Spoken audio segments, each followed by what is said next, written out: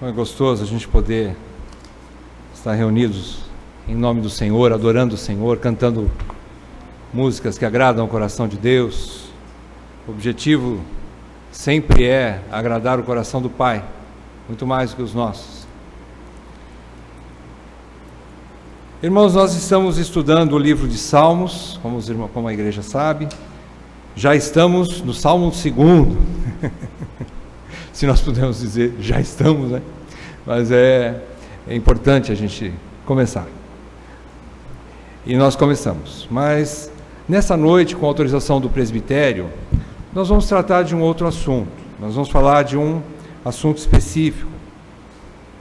Vamos ter uma aula temática nessa noite. Nós vamos falar sobre oração. Obviamente, tem muita coisa para ser dita a respeito de oração. Nós não vamos conseguir falar tudo que se tem que ser falado sobre oração, não é o objetivo, mas é importante a gente poder ir aos poucos aprendendo devidamente sobre a oração, como aplicar a oração, qual o momento e de que maneira nós podemos orar. A Bíblia nos dá bastante instrução sobre isso, por isso que eu disse, talvez nós vamos ter que ter mais aulas a respeito disso, não é? Vamos falar alguma coisa dentro do versículo 18 do capítulo 6 de Efésios. Efésios, capítulo 6, verso 18. Paulo faz mais uma exortação, dá mais uma ordem à igreja dos Efésios, para que eles pudessem orar. Mais uma vez ele fala aqui, versículo 18. Então vamos ver. Todos acharam? Efésios capítulo 6, versículo 18. Diz assim: com toda oração e súplica, orando em todo tempo no Espírito, e para isto vigiando com toda perseverança e súplica por todos os santos. Vamos fazer uma oração, mais uma oração, para que Deus possa nos conduzir nessa noite, abrir o nosso entendimento, e assim, através da sua graça, nós possamos compreender o que Ele quer nos ensinar neste versículo. Pai, é com gratidão e com alegria que nós abrimos a Tua Palavra nessa noite. Diante dos nossos olhos, da nossa mente, do nosso coração, está a Tua Santa Palavra. E pedimos que o Espírito Santo seja o nosso mestre nessa noite. Que Ele abra o nosso entendimento, nos ajude a compreender os Teus ensinamentos a respeito da oração. E que saibamos assim aplicar em nossas vidas. Nos ajude, Senhor, porque cremos que esta é uma convocação para que todos nós presentes aqui nessa noite, Teus eleitos, possamos adentrar na prática constante da oração. Que o Teu Santo Espírito nos ajude, Senhor. Fala conosco, te pedimos tudo isso, no nome santo do nosso Senhor Jesus Cristo, e para a glória do Teu nome. Amém, Pai. Amém. Irmãos, Paulo, quando escreveu essa carta, uma das cartas mais bem recheadas de doutrina, a exemplo da carta aos Colossenses, que a gente já estudou, a carta aos Efésios é uma carta bastante rica, inclusive chamada de carta gêmea da carta aos Colossenses. Ele termina a carta falando aos Efésios que eles deveriam se revestir de toda a armadura de Deus. É a última exortação de Paulo com respeito à necessidade de uma vida santa diante de Deus, de estarmos nos posicionando adequadamente. Ele, como alguém que tinha bastante intimidade com a vida militar, provavelmente Paulo era um homem militar na sua época, então ele tinha bastante conhecimento nessa área, e ele usa o seu conhecimento militar para trazer algumas comparações para dentro da vida da igreja. Então ele usa aqui no seu tempo, você vê toda essa armadura em detalhes que são equipamentos do combatente, do soldado combatente. Está falando ali do que combate mesmo, né, que vai para a guerra. Ele ensina, e nesse versículo ele já está fechando essa instrução. Nós não vamos ler sobre a instrução completa sobre a armadura de Deus, mas ele menciona no final dessas instruções algo bastante importante. Ele fecha com o versículo 18, mostrando a importância da oração. E ele está mostrando, em primeiro lugar, ele mostra que essa armadura, da qual a oração também faz parte, ela tem que ser usada por todo crente até o último dia. Ele menciona que assim a gente tem que se tomar toda a armadura de Deus, e não só tomar, mas vestir toda a armadura de Deus, para resistirmos no dia mau. E ele mostra que os dias serão maus até a volta do Senhor. Nós não podemos ter esperança. É verdade, pela misericórdia de Deus nós somos alcançados. Por vezes o Senhor nos traz dias de alívio, e louvado seja Deus por isso. Porque com certeza não aguentaríamos tribulação sobre tribulação, tristeza sobre tristeza. Mas o Senhor, vez por outra, nos traz momentos de alívio, momentos de paz. Ele sabe da nossa estrutura, sabe que somos pó, e nós necessitamos disso. Mas nós não podemos deixar de vigiar, e não podemos deixar de vestir toda a armadura todos os dias de nossa vida. E com respeito à oração, meus amados, nós vamos ver também a necessidade dessa prática constante. Então, junto com toda essa armadura, está essa peça. Ele diz que existe uma peça da armadura de Deus chamada espada do Espírito, no versículo 17, que é a palavra de Deus. Ele emenda com o versículo 17, ele emenda o versículo 18. Ele diz que você deve tomar o capacete da salvação, versículo 17, e a espada do Espírito, que é a palavra de Deus. E ele emenda o versículo 18 e diz, com toda oração.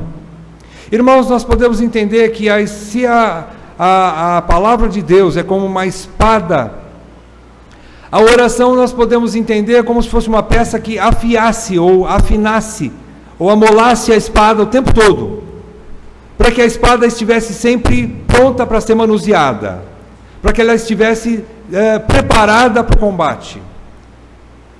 Isso nos ajuda a entender que a palavra de Deus e a oração são inseparáveis. Elas devem ser praticadas pelo crente constantemente. A palavra de Deus é a espada do Espírito que deve fazer parte da nossa armadura constantemente. E da mesma forma, para que a espada seja eficaz, ela tem que ser acompanhada da oração, como se a oração fosse aquilo que pusesse em prática, ou acionasse a palavra de Deus dentro de cada um de nós, para que ela fosse eficiente, para que ela seja eficiente. É mais ou menos isso que Paulo vai explicar para nós nessa noite. Uma coisa que nós aprendemos no Salmo 1, versículo 2, vou falar um pouquinho sobre a palavra. Ele diz ali, o salmista diz que no versículo 2 do Salmo 1, ele diz que o bem-aventurado, que ele conta no versículo 1, é aquele que, além de tudo que ele fez, deixar o caminho ímpio, mas ele tem o seu prazer na lei do Senhor, e na sua lei ele medita dia e noite, na palavra de Deus, na sua lei, naquela época, né? Hoje para nós, a palavra de Deus completa, são todos os livros que nós temos hoje na Bíblia, Velho e Novo Testamentos.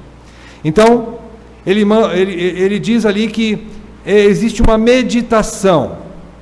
Vou fazer uma pequena analogia para a gente comparar com a ação, a aplicação da palavra, da oração. A meditação que o salmista ensina ali, se você olhar no dicionário português, da língua portuguesa, a meditação significa estudar, submetendo a exame profundo. Quando você medita em algum texto, em algum livro, em algum estudo, você está estudando, submetendo aquilo que você estudou a um exame profundo. Você mesmo é crítico, é um cientista que aprofunda naquilo que você lê. Ler é uma coisa, meditar naquilo que você lê é outra, bastante maior e mais completa, digamos assim. Meditação também no dicionário português significa pensar com grande concentração de espírito. Você usa a sua mente para meditar. Obrigado, irmão. Para meditar você precisa da sua mente. A palavra de Deus, ela é inteligível. O que significa isso? Significa que, apesar de termos e passagens profundas, ela é totalmente capaz de ser entendida pela mente humana.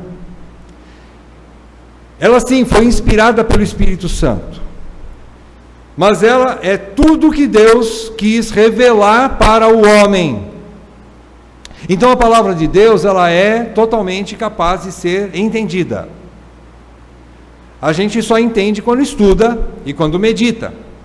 Mesmo que hajam passagens difíceis de compreender, às vezes você pensa que aquilo não vai trazer muito proveito para o teu estudo, mas um dia a palavra de Deus vai falar com você e vai revelar a você alguma coisa a respeito, mesmo daqueles textos e passagens mais profundas. Então, meus amados, meditar na palavra de Deus é isso, é trazer a um estudo profundo. E meditar na Bíblia significa estudar a palavra de Deus com total atenção e foco. Nós somos chamados para estudar a palavra de Deus e não, digamos assim, não inventar moda em cima daquilo que você estuda. Simplesmente estude o que está escrito. Ela foi escrita de maneira que nós não precisamos de alguém, ou seja, de que venha um anjo falar no teu coração de uma maneira que você não entenda sozinho com o Espírito Santo que você tem. Não precisa desse auxílio complementar.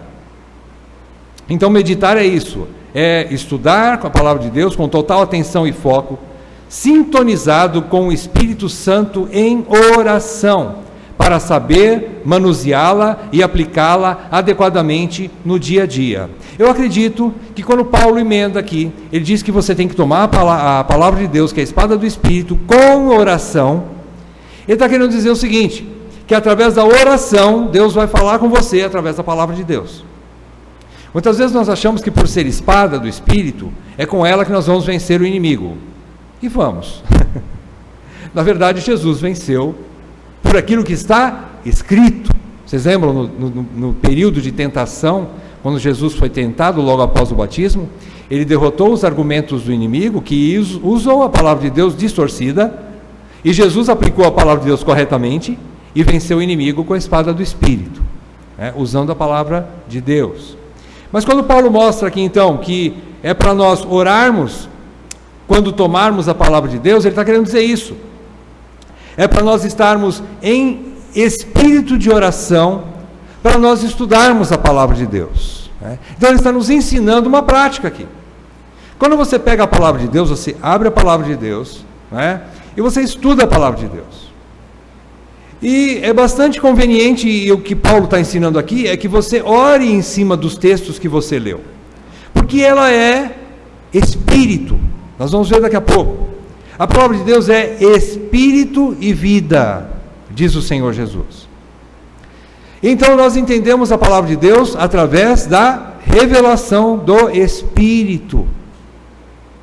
Então ela é para ser estudada dessa forma. Então nós começamos a ver também a importância básica, fundamental da oração também. Todo crente tem que aprender a estudar a palavra de Deus e tem que aprender a orar. Se existem duas coisas práticas para o crente que quer verdadeiramente viver uma vida que glorifica o Senhor, ele tem que aprender essas duas coisas, tem que aprender a praticar essas duas coisas. É o estudo da palavra e a oração. Vamos avançar um pouco mais. A prática da oração demonstra a nossa humilhação e total limitação nos momentos de provações. Quando você ora, você está demonstrando a sua limitação, a sua pequenez diante dos problemas, uma posição de dependência de Deus, E quando você ora, você está declarando para o Senhor que você precisa dele, que você não tem forças e capacidade em si mesmo de resolver os seus problemas. Irmãos, isso é muito importante para nós, porque a palavra de Deus diz que Deus resiste aos soberbos, mas dá graça ao humilde. Se existe uma das coisas que um coração humilde pratica constantemente, é a oração, porque a oração demonstra total humildade, total humilhação diante de Deus, diante das circunstâncias e diante da sua própria incapacidade e limitação. E isso é maravilhoso, irmãos. Quando Deus nos mostra esse caminho, nós aprendemos que realmente vale a pena nós termos esse coração humilde diante dele. Então a oração é um ponto que nos mostra, é uma demonstração da nossa humilhação. Ela também confirma nossa total dependência de Deus e expressa admiração e gratidão pelo que Ele é e pelo que Ele faz. Então, nós não vamos estudar nessa noite, mas existem diversos tipos de oração, né? Você ora para fazer uma petição diante de um problema, você ora confessando pecados diante de Deus, você ora demonstrando a sua aflição, você ora intercedendo por outras pessoas, você ora louvando e agradecendo a Deus por Ele ter sido o seu auxílio em momento oportuno. Então nós temos diversos tipos de oração, né? Quem sabe vai ficar para uma outra oportunidade, não é o caso agora. Nós vamos ver somente um estudo panorâmico agora sobre a oração, baseado nesse versículo 18 de Efésios capítulo 6. Paulo diz que nesse versículo existem 4 atitudes que o crente deve ter na hora da oração. 4 atitudes. Em primeiro lugar, ele diz que orando em todo o tempo. Vejam aí no versículo 18, acompanhem. Ele diz em primeiro lugar, orando em todo o tempo. Em segundo lugar, ele fala que nós devemos orar no Espírito, orando no Espírito. Vamos ver o que é que significa isso. Em terceiro lugar, ele diz que nós temos que estar orando e vigiando com toda perseverança e súplica. Orando e vigiando com toda perseverança e súplica. E em último lugar, quarto lugar, orando por todos os santos. Então existem aqui algumas orientações de Paulo no sentido de oração, na prática da oração. Vamos lá. Em primeiro lugar, orando em todo o tempo. Orando em todo o tempo. O que é que seria isso? Irmãos, o termo tempo aqui, por isso que a gente vê que na língua portuguesa nós temos que ter muito cuidado com a tradução, não é? O termo grego aqui, o termo original grego é o termo kairos, para a palavra tempo. Aqui, esse termo significa devido tempo, ou oportunidade, ou significa a época certa, ou a estação, até mesmo a estação, né? Esse termo kairos também significa momento oportuno, ou ocasião e tempo oportuno. Esse termo, tempo, não é como nós poderíamos traduzir uma outra palavra grega, que não é o caso aqui, que nós às vezes nos confundimos, é o termo cronos. Aqui ele não está falando no cronos. O tempo não é aqui o tempo cronológico, ou o tempo de duração de uma oração. Tipo assim, você põe na sua cabeça que você tem que orar pelo menos 1 hora. 59 minutos a oração não vale, ela não passa do teto. Não é isso que quer dizer. Deus está nos ensinando que oração, neste caso aqui, Paulo quando fala em todo o tempo, ele está querendo dizer o seguinte: ore em qualquer ocasião, em todas as circunstâncias, em qualquer momento, e não importa o tamanho de durabilidade da tua oração. Pode ser uma oração bem curta, como a de Moisés, quando ele intercedeu pela sua irmã Miriam. Vocês lembram da oração de Moisés para Miriam? Qual foi a oração? Quando Arão chegou nele e falou: meu Senhor, falando para o irmão dele, né? Interceda por minha irmã, tem misericórdia, né? E Miriam tinha sido rebelde contra Moisés, e então Moisés orou: Senhor, cura minha irmã. Só. O que Deus fez? Deus ouviu a oração de Moisés, né? E você vê também uma oração de Salomão na consagração do templo, que você começa a ler, e ler, e ler, e parece que nunca acaba a oração de Salomão. E ela é muito extensa, né? E existe também esse tipo de oração. Então, nós não podemos limitar o Cronos. O Cronos aqui não está em questão. O problema aqui, em qualquer momento, Paulo está convidando, ou melhor, ele está exortando a igreja para que ore em todas as circunstâncias. Você está contente? Embora Tiago diz assim, se você está contente, cante louvores. Você está triste? Ore.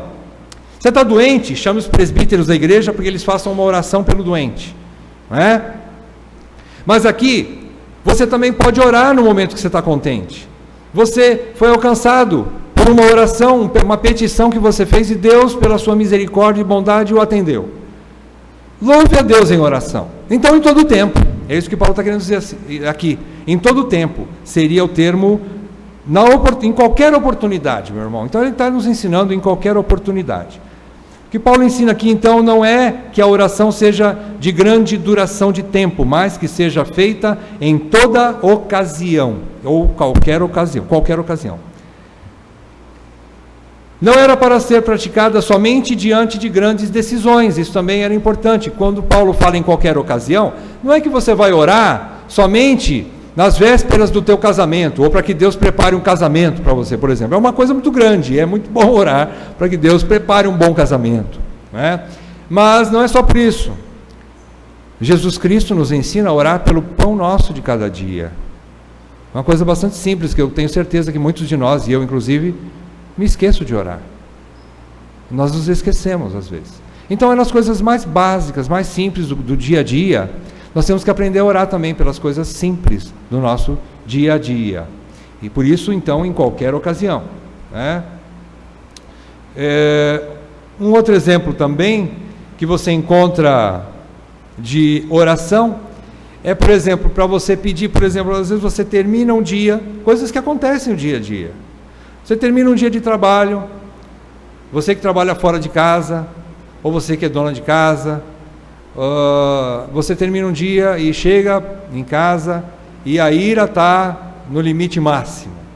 Você passou por situações difíceis, você teve desentendimentos dentro do teu serviço, ou desentendimentos com o teu cônjuge, com o teu filho, com o teu pai. E aí, aqui no livro mesmo de Efésios, você vê capítulo 4, versículo 26, ele fala que não se ponha o sol sobre a sua ira. Irmãos, é uma coisa que muitas vezes nós temos no nosso coração e às vezes a gente deixa o sol se pôr sobre a nossa ira. O que é que você pode fazer então em relação a isso? Confesse em oração para Deus. Aqui o termo, quando Paulo fala não se põe o sol sobre a sua ira, para o judeu, o pôr do sol já significava um novo dia. Quando o sol se punha, já era o amanhã. É interessante a contagem do tempo judaico, né? Era assim. Então, Paulo está querendo dizer o seguinte: não deixa a tua ira passar para o dia seguinte. Como é que nós podemos fazer? Uma coisa simples: ore ao Senhor. Senhor, tem misericórdia desse miserável. Eu estou com uma ira no meu coração, eu carrego ira dentro do meu coração. Eu estou com uma dificuldade tremenda diante do meu relacionamento com a minha esposa, com o meu marido. Eu estou com uma dificuldade tremenda com o meu filho, ele está difícil aqui em casa. Lá no meu trabalho, eu estou numa situação difícil também, Senhor. E eu estou irado até as tampas. Mas, por favor, Senhor, purifica o meu coração. Uma oração simples. Irmãos, o crente deveria orar dessa forma, principalmente nesse motivo, e nós vamos entender por quê. Porque Paulo também ensina, na sequência desse mesmo capítulo 4, versículo 28, se eu não me engano, vamos ver aqui para conferir.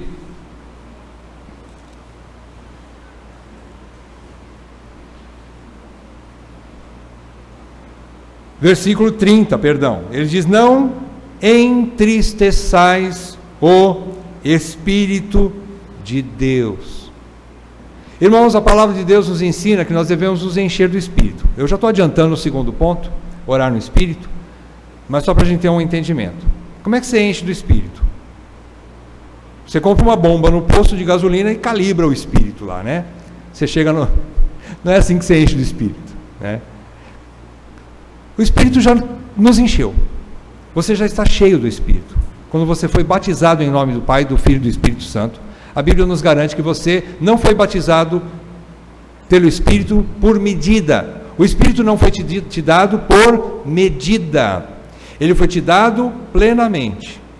Então, quando Paulo diz, ele não diz que você se esvazia do Espírito, mas quando ele diz enchei-vos do Espírito, ele está querendo dizer o seguinte: você já está cheio, mantenha-se cheio.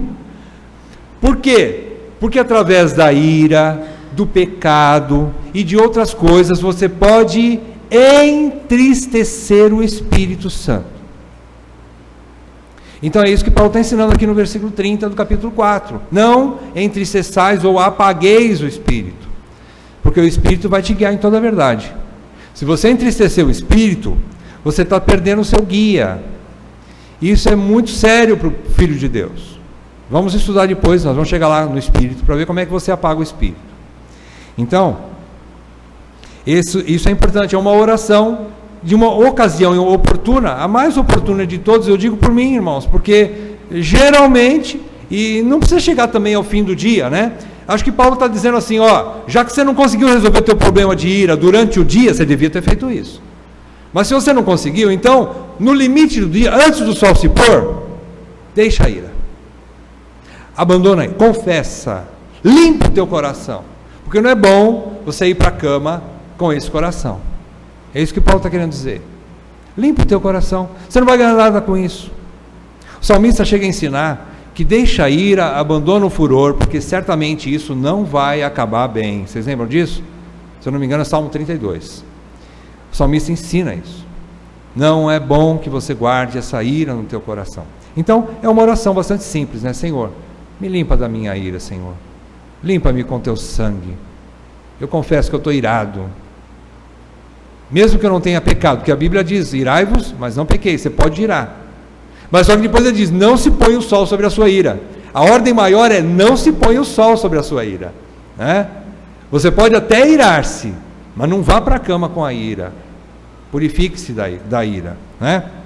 Então, o primeiro ponto é orar em qualquer circunstância. Outra coisa, quando Jesus disse, então nem uma hora pudestes vós vigiar comigo, e você encontra isso lá no capítulo 26 de Mateus, versículo 40, Jesus ensinou quando ele estava passando aquela hora mais difícil na vida dele, antes da sua crucificação, ele foi ao Monte das Oliveiras, ao Monte Getsemane, naquele jardim ele orou, e quando ele voltou para os seus companheiros, ele viu que todos estavam dormindo, e ele chega nos seus discípulos e diz assim, mas vocês nem uma hora podem orar comigo? O termo grego aqui, que Jesus usa para dizer ora, por incrível que pareça, no grego significa ora. São as mesmas letrinhas, H-O-R-A. Interessante o termo que Jesus usa aqui. Esse termo é a junção dos dois que nós estudamos atrás. É o kairos e o cronos. Sabe o que ele quer dizer? Ele quer dizer que você tem que orar nesse momento comigo, e nessa circunstância comigo, e que seja uma oração focada, e através desse compromisso de orar, muitas vezes nós oramos de uma forma um pouco mais detalhada. Não quer dizer que tem que ser 60 minutos. O termo hora, lá no grego, fala de tempo também, mas não é exatamente o cronos. É uma junção dos dois, é uma oportunidade de oração que não deve ser deixada passar, mas que seja com ênfase. É isso que ele está querendo dizer aqui, que seja uma oração com fervor. É isso que Jesus ensina ali. Que seja com foco e com interesse. Naquele momento, era uma oração com foco. Jesus não estava querendo que eles pedissem ali, então já que nós temos que orar, vamos orar. Vamos orar para que Deus nos dê o pão nosso de cada dia. Não era esse o foco daquele momento. O Senhor já havia dito, quando ele partiu o pão e distribuiu o cálice na última ceia com seus discípulos, antes de ir para o Monte das Oliveiras, ele já havia dito que aquilo que eles estavam praticando ali, eles não iriam praticar de novo, até que fosse praticado no reino de Deus. O que ele quer dizer com isso? Vai ser a minha última ceia. A partir daqui, vocês vão me ver sendo humilhado, espancado, cuspido, crucificado, morto e depois ressurreto. Então Jesus havia dito que vocês só vão me ver agora, daqui para frente, no reino do meu Pai, quando ele estivesse se apresentasse novamente aos discípulos ressurreto. O que isso quer dizer? Quer dizer que os discípulos sabiam qual era o foco da oração. Vamos orar para que Deus, o Pai do nosso Senhor Jesus Cristo, lhe dê condições de passar por essa hora. Enfim, uma oração focada, não é? Por exemplo, se alguém vier para mim e pedir: irmão, ore por mim porque eu perdi o emprego. Então eu abraço o meu irmão e vou dizer assim: Senhor, abençoe esse irmão, Senhor. Dê graça para ele, para que ele possa mudar de time, porque ele é corintiano. Irmãos, eu não posso orar dessa forma, naquele caso. Eu devo, né? Se ele for corintiano, eu tenho que orar por ele. Mas eu tenho que pensar de outra maneira. Eu tenho que olhar para aquela situação e ele me pediu porque ele está desempregado. Então eu vou orar para que Deus abra portas para que ele possa ser admitido numa nova empresa, que Deus supra a sua necessidade. Vocês entendem a situação aqui? Isso é foco, né? É o que Jesus estava querendo aqui, né? Segundo ponto, ele diz que orando no Espírito. Esse é um ponto um pouco mais complicado, complexo, e vamos tentar extrair daqui. O que significa orando no Espírito? Vocês podem ver que nessa versão que nós temos aí, essa versão que nós adotamos, da ARA, nós estamos com a ARA na mão, não é isso? Sempre esqueço, Almeida, Revista e Atualizada. Nessa versão você encontra o Espírito aí com letra maiúscula, não é isso? Esse Espírito com letra maiúscula está falando sim do Espírito Santo, orando no Espírito Santo. O que quer dizer isso? É debaixo do poder e da orientação ou da assistência do Espírito Santo. Irmãos, aqui não tem nada a ver necessariamente com oração em línguas. Muita gente confunde as coisas. Eu vou orar no Espírito, mas tem que ser uma coisa bem especial. Se não for em língua estranha, não é no Espírito. Irmãos, muitas vezes, ou digo, quase nunca, nós vamos orar em línguas. Eu, por exemplo, nunca orei, nem sei se eu vou orar um dia. Mas eu acredito que os irmãos vão ficar bastante satisfeitos se eu puder orar no nosso idioma, né? Por você, pela sua família, pela sua situação difícil, né? E eu sei que Deus vai entender o meu idioma português. Ele vai entender, né? Então, orar no Espírito não significa necessariamente orar em línguas. Primeira coisa que a gente tem que falar é isso. Outra coisa, Paulo afirma em Romanos 8, 26 que, se você quiser abrir ou não, eu vou ler para você. Versículo 26 do capítulo 8 de Romanos, diz assim: também o Espírito, e lá também está com letra maiúscula, semelhantemente nos assiste em nossa fraqueza, porque não sabemos orar como convém. Mas o mesmo Espírito intercede por nós sobremaneira, com gemidos inexprimíveis. Isto significa, meus irmãos, que o Espírito nos mostra o que e como nós devemos pedir. Se é para pedir, o Espírito vai colocar no nosso coração, na nossa mente, o que pedir e de que forma pedir. Essa é a intercessão do Espírito. Ele vai conduzir a nossa oração. Como ele faz isso eu não sei, porque diz que são gemidos exprimíveis, eu nunca ouvi nenhum gemido desse, nem quero. Mas é importante eu saber que ele está intercedendo por mim, que os gemidos do Espírito estão chegando ao coração de Deus, e através da intercessão do Espírito eu vou aprender a orar. O que é que eu preciso fazer? Manter o Espírito atuante em mim. Como é que eu faço isso? Vamos ver, daqui a pouco nós vamos chegar lá. Essa é a parte mais importante desse trecho, né?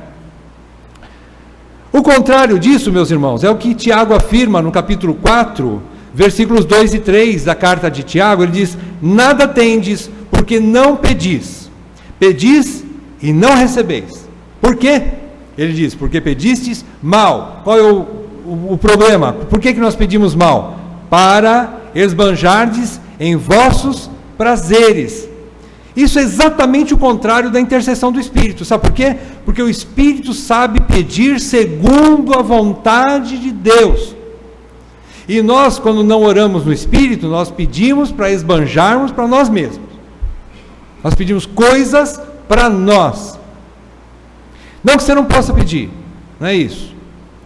Mas se só pedirmos para o nosso próprio prazer e deleite, essa não é necessariamente, ou não é provavelmente uma oração no Espírito. Porque o Espírito vai interceder para a gente orar segundo a vontade de Deus. Isso é bastante importante a gente entender. É o que Tiago ensina, é o contrário, é o oposto de orar no Espírito. É quando nós estamos, poderíamos dizer nesse trecho, que Tiago está ensinando que aqui é uma oração na carne. Porque você está pedindo, nós estamos pedindo para nosso próprio deleite. É uma oração egocêntrica. Estou pedindo para mim mesmo, não é? Então a intercessão do Espírito Santo nos concede. Vamos ver o que é a oração no Espírito concede. Em primeiro lugar, ela nos concede um despertar para orar. Irmãos, só o fato de nós abrirmos a nossa boca, fecharmos os nossos olhos, muitas vezes a gente pode orar até de olho aberto, principalmente quando você está dirigindo, é bom orar de olho aberto. É um conselho que eu te dou, tá? A não ser que você esteja parado no farol vermelho. Ore, né? Mas o Espírito é que vai despertar você para orar. Olha que benefício. Até para isso nós precisamos do Espírito Santo. Porque vontade de orar, ninguém tem. A Bíblia diz que a carne não tem nenhuma tendência para as coisas do Espírito. Somente o Espírito leva as coisas do Espírito. Então, a primeira coisa que o Espírito Santo nos concede é esse despertar para a oração. Segundo lugar, o que o Espírito Santo nos dá? Ele nos concede também entendimento de como e do que pedir corretamente, segundo a vontade de Deus. A gente pode resumir com uma palavrinha aqui, né? Foco. Eu acredito que aqui a palavra foco nos ajuda. Agora, foco não para dentro, mas para o alto, segundo a vontade de Deus. Então o Espírito nos ensina a orar segundo a vontade de Deus, pedir segundo a vontade de Deus. Eu não sei se já aconteceu com os irmãos, às vezes você tem uma vontade de orar por uma situação e de repente você começa a orar e parece que Deus muda aquela oração. Ou você faz aquela oração e depois Deus leva você a complementar aquela oração com outras petições. Não é? É uma intercessão. Isso são coisas sobrenaturais que ninguém consegue explicar direito. Nós só estamos dizendo aqui o que é que o Espírito nos dá graciosamente, pela sua intercessão. Em terceiro lugar, o que é que o Espírito também nos dá? Uma atuação sobrenatural em nossas emoções, fluindo mesmo nas horas mais difíceis. O que quer dizer isso? Quer dizer que existem momentos que nós não temos condições nem de orar. Eu não sei se você já passou por uma situação dessa, mas existem horas tão difíceis na vida da gente que você não consegue abrir a boca para o Senhor. Mas não tem problema. Deus ouve até o teu gemido e Ele entende o teu gemido. Isso é maravilhoso.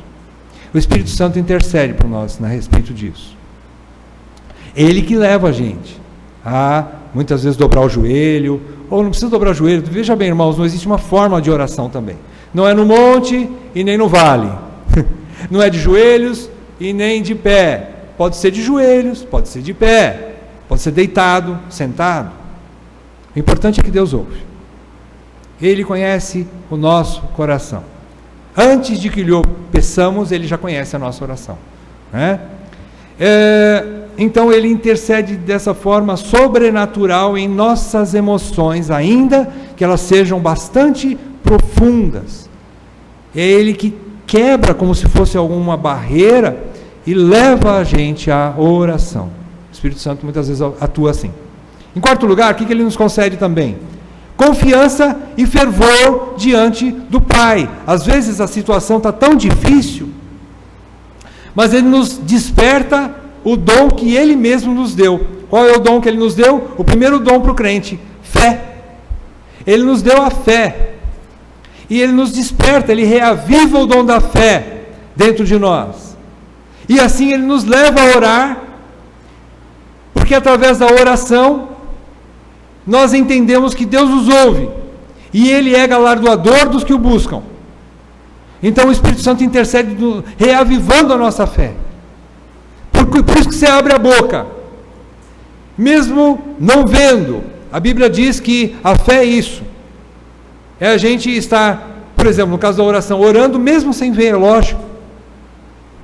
E ele diz que sem fé é impossível agradar a Deus, porque aquele que o busca deve crer que Ele existe, e que é galardoador dos que o buscam, não é? Em quinto lugar, o Espírito Santo também nos concede livramento de vãs repetições ou rezas mecânicas sem fervor. O Espírito Santo nos ensina a orar de uma maneira mais real, não mecânica. Ele quebra isso nas nossas vidas, né? Você tem alguns modelos de oração, você pode aplicar em sua vida, isso não tem problema, mas sabendo aplicar da maneira correta, você já está orando no Espírito, né? Porque você está sabendo aplicar da maneira correta, na hora certa, né? E buscando a Deus. Então, Ele também nos dá esse livramento dessas repetições e rezas vãs. Em último lugar, o Espírito também nos dá quebrantamento de coração e objetividade de palavras. Deus, para você orar, você não precisa fazer uma oração extremamente teológica, ou com uma gramática impecável. Não precisa. Deus ouve a oração básica. A gente sabe da oração do publicano, não é mesmo? O fariseu orou bonito, né? Mas diz que ele orou de si para si mesmo, a oração não passou do teto. Mas o publicano, quando foi orar, diz que ele batia no peito, arrependido, e dizia: "Sê propício para comigo, pecador." E diz que ele não tinha nem coragem de olhar para o alto, de tão envergonhado que ele estava dos seus pecados. E ele foi ouvido, e ele foi justificado. Tem uma outra oração muito linda. Foi uma oração, olha, irmãos, essa oração é tão maravilhosa, que eu estava estudando ela esses dias, né? E ela foi muito, muito interessante. A oração do ladrão na cruz. Irmãos, ele orou em loco. Você sabe o que é orar em loco? Jesus estava do lado dele, ele estava na presença física de Jesus. Ele orou. Sabe o que ele pediu? Senhor, lembra-te de mim quando entrares no paraíso. Ele orou. Jesus estava ali, ó. Acho que 1,5 metro de distância, sei lá quanto tinha aquela cruz de distância uma da outra, mas era bem pertinho do Senhor. Ele orou em loco, e foi uma oração bastante curta. O que é que Jesus respondeu? Ele ficou sabendo antes de ir: eu vou estar com Jesus daqui a pouco. O ladrão arrependido. Jesus respondeu: ainda hoje estarás comigo no paraíso. Que oração, né, irmãos? Que oração focada. Ele não precisava pedir ali: Senhor, livra-me dessa cruz, eu quero voltar para minha família, minha esposa está precisando de mim. Ele sabia que ele merecia aquilo. Ele fez muita coisa errada. Ele chega a questionar o outro ladrão e falou assim: cala a boca aí, porque você e eu merecemos isso. Você não sabe o que você está falando, mas este aqui nada fez de mal. Nós merecemos estar aqui. Então ele não pede livramento daquilo que é justo, mas ele pede misericórdia. Ele pede misericórdia. Senhor, lembra-te de mim. Eu não posso fazer mais nada por mim, mas o Senhor pode fazer muita coisa, Senhor. Lembra-te de mim quando entrares no paraíso. Que oração focada, né? Ele ia estar dali alguns momentos com o Senhor. Outra coisa, irmãos, que nós temos que aprender a respeito de orar no Espírito é o que fazer para orar no Espírito, se é uma ação soberana de Deus. Como que eu vou orar no Espírito se o Espírito é soberano? Como nós participamos dessa oração? Sabe como é que nós participamos dessa oração? Vamos ver algumas coisas aqui que nos auxiliam para a gente entender como é que eu participo da oração no Espírito. Eu não sou uma marionete. Deus vai, através do Espírito, diz que Ele intercede por mim, mas quem ora sou eu. Quem mexe a boca e fala sou eu. Quem pensa sou eu. Então, o Espírito, Ele vai interceder. Mas como é que isso funciona? Em primeiro lugar, eu tenho que entender o seguinte, você tem que entender o seguinte, só e somente só o crente genuíno ora no Espírito e ponto final. Por quê? Porque somente o crente genuíno tem o Espírito. Ninguém ora no Espírito se não for filho de Deus, se não for crente, se não for legítimo filho de Deus. Precisa nascer de novo para orar no Espírito, ou para ser um filho de Deus em primeiro lugar, né? E assim orar no Espírito, receber o Espírito e orar no Espírito. De outra forma, não é oração no Espírito. Isso é tão automático como a respiração para o bebê recém-nascido. Isso é interessante. O bebê recém-nascido, vocês sabiam que ele dentro da... A Juliana está com um bebezinho lá dentro. Sabe como é que a Carol está respirando? Vocês sabem como é que a Carol está respirando? Pelo cordão umbilical.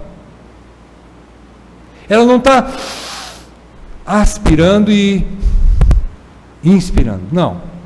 Ela está recebendo o oxigênio pelo cordão umbilical. Ela nunca usou o seu pulmãozinho ainda. Interessante que quando tirarem a Carol lá de dentro, automaticamente ela vai respirar. Automático.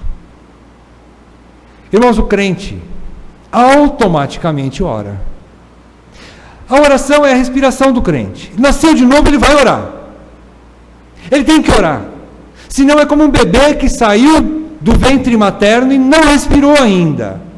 O que ele está correndo? Risco de morte. Concordam comigo? Da mesma forma, o crente que não ora, ele não está respirando. Se a palavra de Deus é o alimento que sustenta, é sangue para a minha veia, comparando, né, com o corpo humano, você pode comparar a palavra de Deus como alimento para o cristão, não é isso? A palavra de Deus é o nosso alimento, é o pão vivo, é o que nos sustenta, é o que nos dá sangue, é o que nos dá vigor, nutrientes espirituais, é a palavra de Deus. Então, se a palavra de Deus é o nosso alimento, a oração é a nossa respiração, é o oxigênio do crente. Então, o que o crente precisa? Estudar a palavra de Deus e orar, senão ele não está respirando. Alguma coisa está ruim nele ali. Saudável ele não está, se ele não está orando. Então, isso é automático. Primeiro ponto, se você nasceu de novo, amém, você é um filho de Deus, você tem o Espírito e você ora, porque o Espírito está em você, não é isso? Diga sim, meu irmão, por favor. Senão eu vou ficar em dúvida. Não vou não. Em segundo lugar, o Espírito,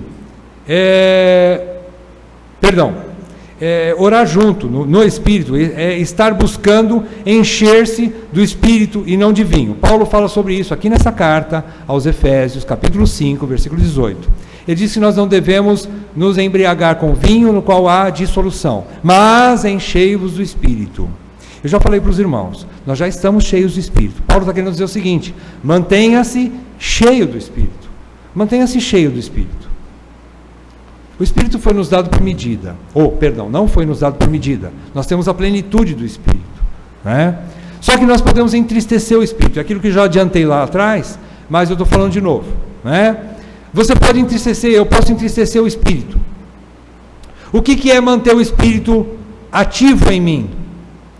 É, em primeiro lugar, estar enchendo da palavra de Deus. Se tem um texto que é correlato com o texto de encher-se de Espírito, é o que você encontra em Colossenses, capítulo 3, versículo 16. Habite ricamente em vós a palavra de Cristo. Não é isso? Habite ricamente, muita palavra. Então, encher-se do Espírito é encher-se da palavra de Deus também. Quer dizer isso. Porque o próprio Senhor disse em João 6, capítulo 63, ele disse que as minhas palavras, Jesus disse, que as palavras dele são Espírito e vida. Então, a palavra do Senhor é Espírito. Então, quando eu encho da palavra, de certa forma, eu estou enchendo do Espírito. É isso que ele quer dizer. Quando está habitando ricamente em mim a palavra de Deus, está também habitando plenamente o Espírito. A palavra de Deus enriquece a nossa mente, para que o Espírito aplique a sua própria palavra dentro de nós, trabalhando em nós. Então, por isso, o chamado de Paulo para que habite ricamente em vós a palavra de Cristo. Em terceiro lugar, nós podemos também cooperar com o Espírito. De que forma? Não entristecendo o Espírito. Ele diz aí, nós já lemos o versículo. Não entristecendo o Espírito com a prática de pecados ou com a demora em arrepender-se, em confessar e deixar os pecados. Existe um texto em Isaías capítulo 59, 1 e 2, diz o seguinte: eis que a mão do Senhor não está encolhida, para que não possa salvar. A mão do Senhor não está encolhida. Ele pode te salvar. Ele pode me salvar. Quando eu lhe pedir ajuda. Mas existe uma ressalva. Existe um mas aqui. Mas, a sua mão não está encolhida para que não possa salvar, nem surdo o seu ouvido, para não poder ouvir. Mas as vossas iniquidades fazem separação entre vós e o vosso Deus. E os seus pecados encobrem o seu rosto de vós, para que vos não ouça. Então, meus irmãos, você está cheio do Espírito, é confessar pecados. Se há alguma iniquidade, se há algum pecado, confesse urgentemente. Desobstrua o seu relacionamento entre você e o Espírito de Deus, que está em você, mas está abafado de certa forma. Ele está entristecido. Então, confissão de pecados é um dos pontos mais importantes para a gente manter o Espírito atuante em nossas vidas, nos intercedendo por nós e nos auxiliando nas petições e nas orações. Esse é um dos pontos importantes. Em terceiro lugar, Paulo ensina que estejam vocês vigiando com toda perseverança e súplica. O que seria vigiando? Nós já estudamos isso quando nós falamos a respeito do Salmo 1. Não foi no Salmo 1, foi no final de Colossenses, quando Paulo ensina a oração também, no fim do livro de Colossenses. Então, vigiar significa estar alerta, acordado, sóbrio. Isso significa que temos inimigos da oração contra quem temos que lutar. Vigiando quer dizer alguma coisa no seguinte sentido: você vai ter problemas na hora que você quiser orar. Não vai ser fácil você orar. Paulo está dando esse alerta. Então, o que tem que fazer? Vigie. Paulo está falando assim: fique atento, esteja alerta. Quais são os inimigos da nossa oração? Vamos ver alguns aqui, não todos. Vamos ver alguns inimigos da nossa oração. Em primeiro lugar, seria não valorizar a oração. Ver a oração como algo não tão importante e acabamos por menosprezá-la em prol dos afazeres diários. Eu não sei se você já se pegou, irmãos, mas muitas vezes você acorda um pouco atrasado, você tem afazeres para aquele dia, e às vezes você deixa a oração de lado para cuidar de outras coisas. E você fala: não, daqui a pouco eu volto e oro. E esse daqui a pouco não volta mais. Muitas vezes acontece isso. Pelo menos comigo acontece. Então é uma situação desse tipo. Valorizar a oração.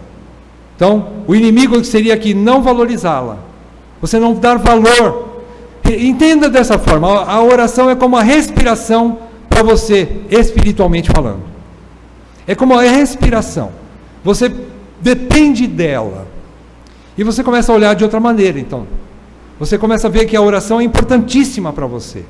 Então, esse é o primeiro inimigo que a gente tem que combater. A nossa própria tendência de desvalorizá-la. Segundo inimigo, seria a nossa própria natureza carnal, que não busca a oração naturalmente. Eu já falei sobre isso. Irmãos, isso realmente, por isso que eu já falei, oração, até a disposição de orar vem do Espírito. Por isso que devemos manter o Espírito bastante atuante em nossas vidas. Tudo que eu puder fazer para manter o Espírito em mim, atuante, o Espírito Santo, eu tenho que fazer, porque Ele vai me ajudar a orar e vai me despertar para orar, né? Porque a nossa natureza tem uma indisposição natural contra as coisas espirituais, principalmente contra a oração. Em terceiro lugar, existe o inimigo das nossas próprias almas. Quem é ele? O diabo. Nós sabemos disso, né? Que coloca em nossos corações condenação. Às vezes você vai pensar assim, mas eu não posso orar. Eu não posso porque eu tenho feito tanta coisa errada. Eu tenho falhado tanto com a minha esposa. Eu tenho sido um cristão péssimo. Então começa a vir várias condenações. Coisas do passado. Às vezes vinha a preguiça. A preguiça também é uma das armas, né? E que está dentro da nossa carne, mas o inimigo pode usar para despertar isso. Distrações com o ambiente. Irmãos, eu não estou querendo espiritualizar aqui, mas eu acho que já aconteceu com vocês também, né? Às vezes você determina, não, agora eu vou ajoelhar, vou aqui, ou vou sentado mesmo, tira a ajoelhada da questão, vai. Eu vou orar, e você começa a orar, dali a pouco, toca o celular, toca a campainha, toca o interfone, né? O vizinho começa a ligar a serra elétrica lá, da serralheria dele, e assim várias coisas começam a distrair a gente, né? Alguém te chama. Existem essas situações, né? Nós não vamos brigar com as pessoas por causa disso. Nós não vamos olhar para a pessoa e dizer, você é a própria encarnação do inimigo. Não é isso que eu estou falando para você fazer. Eu estou dizendo para você ficar atento. Não deixem que essas coisas te distraiam. Vá em frente. Deixa o barulho tocar, deixa o telefone tocar, depois você atende, né? Não tem nada que possa ser mais urgente do que a oração para você naquele momento. Quando você entender dessa forma, você vai orar. O telefone vai tocar, a campainha vai tocar, mas você vai continuar orando. É uma sugestão que nós estamos dando, que eu estou dando, né? Para você fazer isso. Outra coisa, irmãos, que eu quero deixar com os irmãos aqui, aliás, dentro desse inimigo ainda, é a incredulidade, que também o próprio inimigo coloca muitas vezes em nosso coração a incredulidade. Tipo assim, será que Deus está ouvindo mesmo? E será que se ele me ouvir, será que ele vai me atender? E se ele me atender, será que vai ser bom? Vem um monte de coisa na cabeça da gente, a incredulidade. Tem um texto de Tiago, capítulo 1, versículos 6 e 7. Tiago diz assim: peça, porém, com fé, em nada duvidando, pois o que duvida é semelhante à onda do mar, impelida e agitada pelo vento. Não suponha esse homem que alcançará do Senhor alguma coisa. Então, quando nós pedirmos, temos que pedir com fé. Senhor, eu vou orar aqui. Se o Senhor vai atender ou não, o resultado está com o Senhor, está nas tuas mãos, porque eu quero que seja feita a tua vontade, não a minha. Mas temos que pedir. O ato de orar é um ato de fé, porque nós cremos que o Senhor está ali ouvindo. Em último lugar, nesse versículo 18 de Efésios 6, Paulo ensina a orar por todos os santos. Sabe o que significa isso? Você sabe, né? Chama-se intercessão. Interceder pelos outros. Interceder pelos outros é uma das atitudes mais nobres do crente. Porque você deixa o eu de lado para pensar no outro. Irmãos, nós somos chamados o tempo todo como cristãos para não pensar só em nós mesmos. Não ficarmos só em volta do nosso umbigo e da nossa vontade, das minhas necessidades e tudo mais, e só em torno de mim mesmo, da minha família. Não, eu tenho que olhar para fora. Nós somos chamados a olhar para fora. A intercessão é nobre por causa disso. Porque você pode estar passando por 1000 necessidades, mas quando você intercede, você está deixando tudo aquilo e você está falando assim: eu sei, Senhor, que eu tenho muita necessidade, mas eu preciso orar pelo meu irmão. Nesse momento eu creio que ele precisa mais do que eu, Senhor, então eu vou pedir por ele. Isso é extremamente nobre. Isso é muito lindo, a intercessão.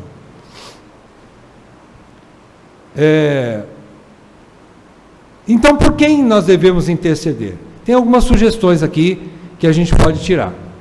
Quando Paulo fala por todos os santos, ele está fechando nos crentes, né? mas a oração pode ser um pouco mais ampla. Mas vamos focar especialmente nos santos, que Paulo diz aqui, né? Então, em primeiro lugar, não estou dizendo aqui em ordem de importância, tá? Eu estou querendo só relacionar. Orar pelos irmãos de todo mundo, ou pela Igreja Universal. Quando nós ouvimos um pouco mais, eu estou falando de Igreja Universal, que é de toda a universo, né? Todo mundo, a igreja do mundo todo. Quando nós oramos pelos irmãos de todo o mundo, nós precisamos entender que eles estão passando por muitas lutas.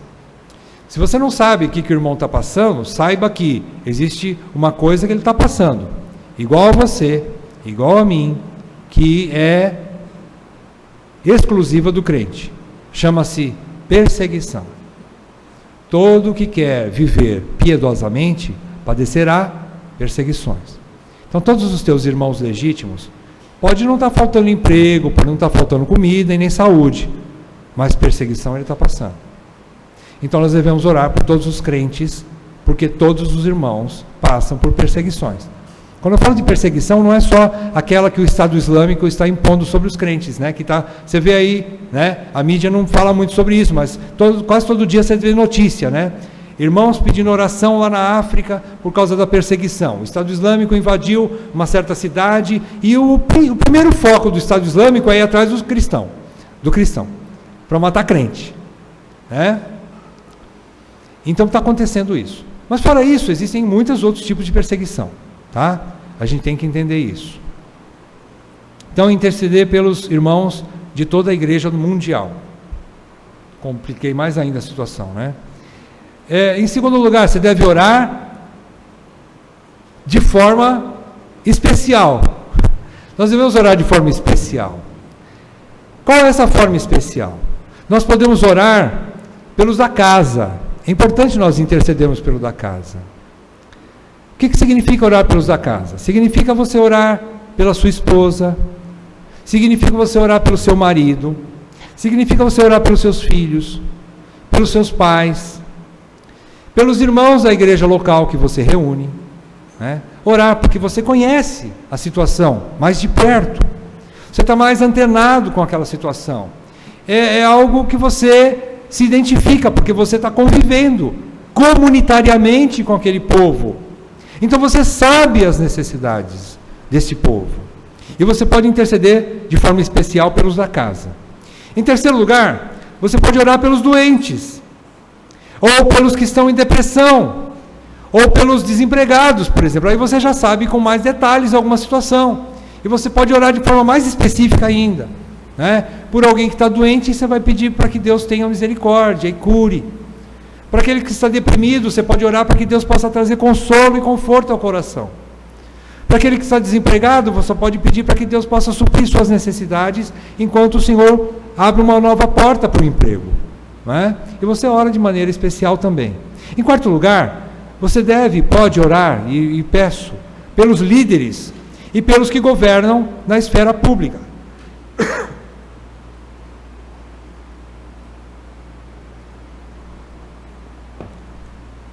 Aqui ele está dizendo orar pelos santos, mas a Bíblia também nos convida a orar pelos que estão em eminência, ou pelos que estão governando.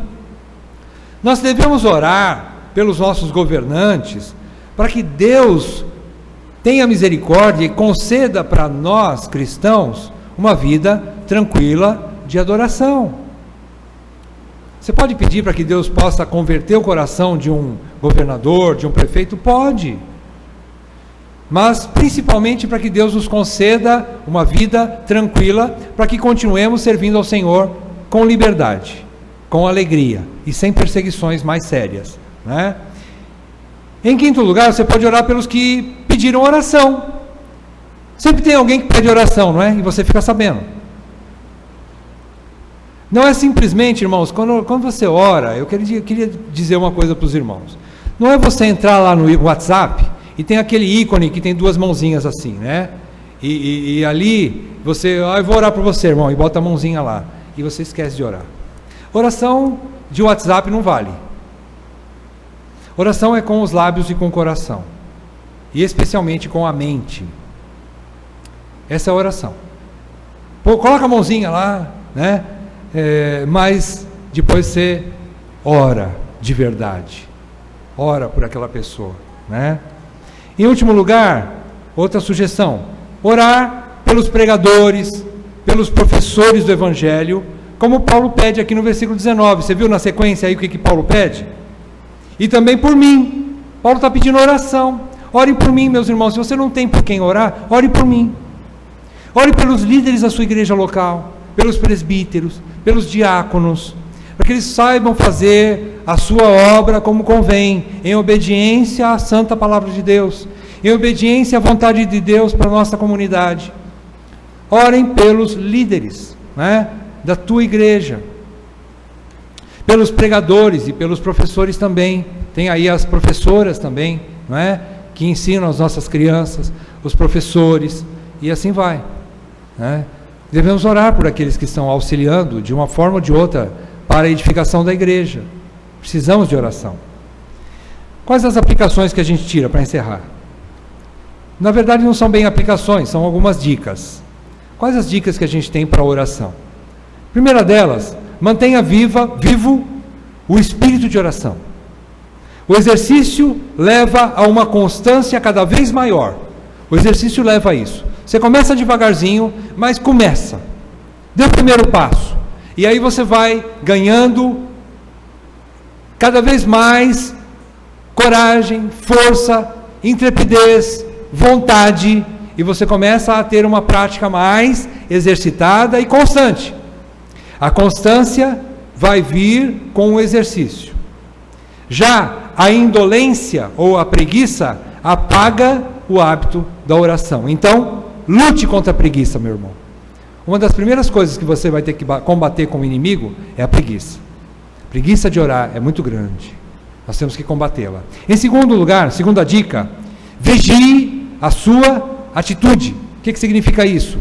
Que o pecado não tratado é o que nos separa de Deus e esfria o espírito de oração. Se pecar, então, arrependa-se, confesse e seja limpo. Mantenha assim o espírito atuante na tua vida. Por isso, vigie contra o pecado. Vigiar não nos isenta de pecar. Infelizmente, vez por outra, nós caímos em pecado. O que nós não podemos é ficar no pecado.